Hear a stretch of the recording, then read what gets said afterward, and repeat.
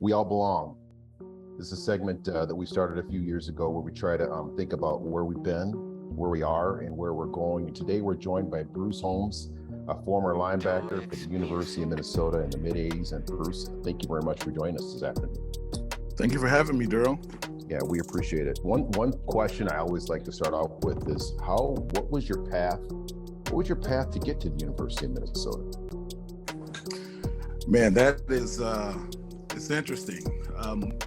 I remember back in high school, I was a wide receiver, and I was being recruited by both Michigan and Michigan State.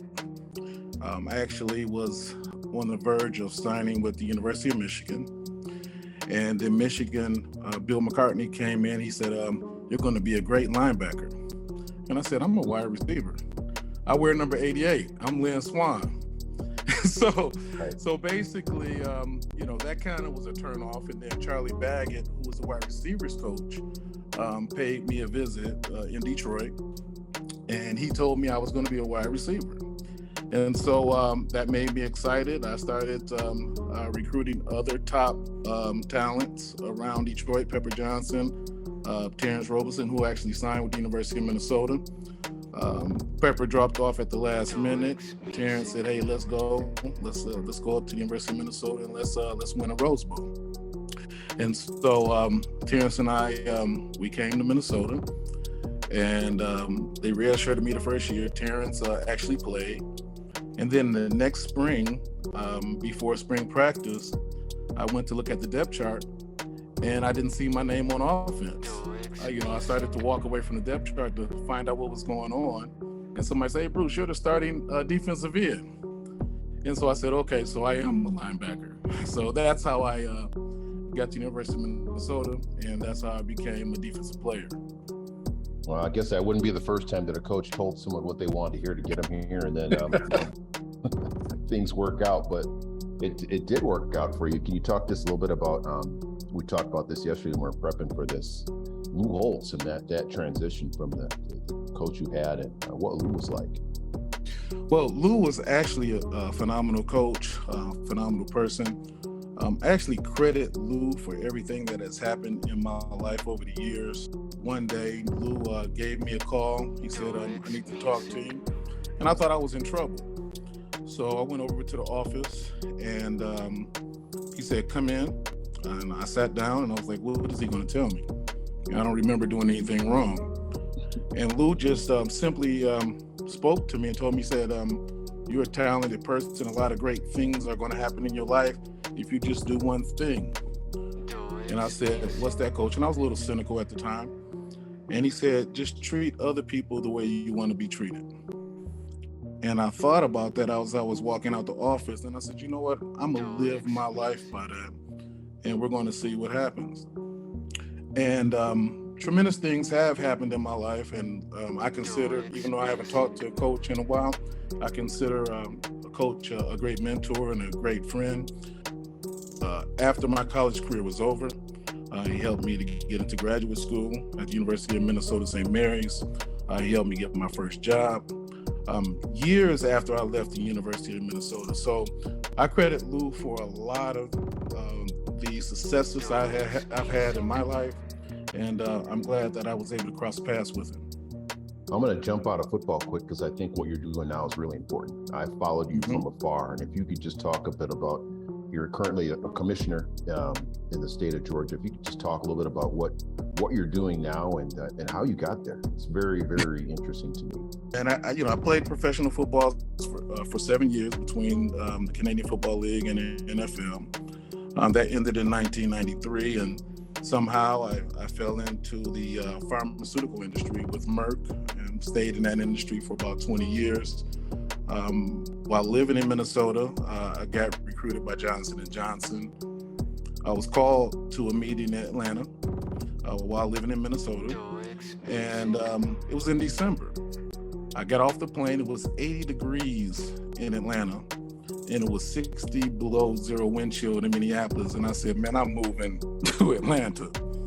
And so when I met with my boss said, "Man, it's warm down," because he lived in South Carolina. And I said, "Man, I would love to live down there." He said, "Well, you can live wherever you want. You cover the whole country." And so quietly, I went off. I found me a home in Henry County, which is in the metro Atlanta area, and bought a home and came back to Minnesota, packed up my stuff, and 3 months later, I was in Atlanta, Georgia, working for Johnson & Johnson. And about 10 years after being in Georgia, a state senator came to me and said, "Hey, why don't you run for a commissioner?" I said, "I don't really know what a commissioner is." And so after studying it and studying the position and what commissioners actually do to impact the community and the people in the community, I decided to run. I was still in the pharmaceutical business at that time. And I didn't think I was going to win, Darrell. And I actually won that election by 85 votes. I was the only Democrat in the state of Georgia to beat a popular incumbent Republican at that time, which was pretty amazing. So as commissioner, I've done a lot of great things to improve the county, improving infrastructure, bringing jobs and healthcare to the community, bringing new parks to a community. But it's been a great ride. So my question is, I mean, I think all of us think about politics, and we get sometimes intimidated, and there's so much going on in politics right now, but what was the impetus? Because I don't know anyone who hasn't, all the way from student council when you're a kid, all the way through, potentially being president of the United States. There's all different levels. What was it that made you make the decision to say, you know what, I'm going to sign up, I'm going to start door knocking, I'm going to start, doing the pancake breakfasts, the pieces that it takes to do that. It means you gotta get uncomfortable. And what was it that made you decide to do that?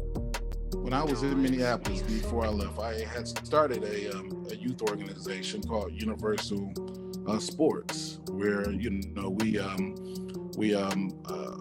expose kids to various careers through sports, kids in football and as well as basketball. And so when I moved to Georgia, I kind of wanted to do the same thing, but it was kind of hard to get anybody to open the door. I volunteered to coach football.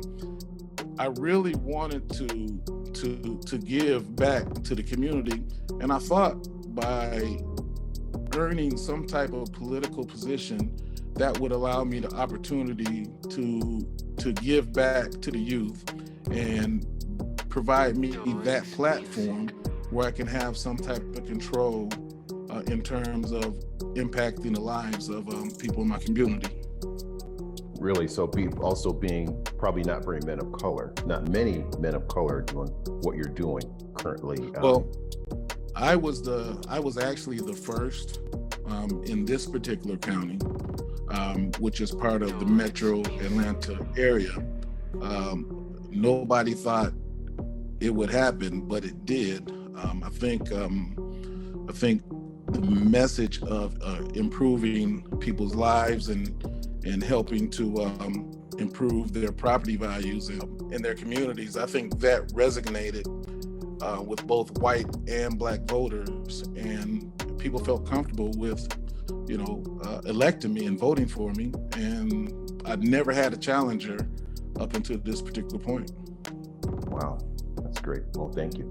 I know we're going to wrap up here in a second, but I have one question for you quickly. Do you feel like things are moving in the right direction right now? In this We All Belong segment, we always like to try to at least think either things are getting better, they're getting worse, they're staying the same, we're exposing things.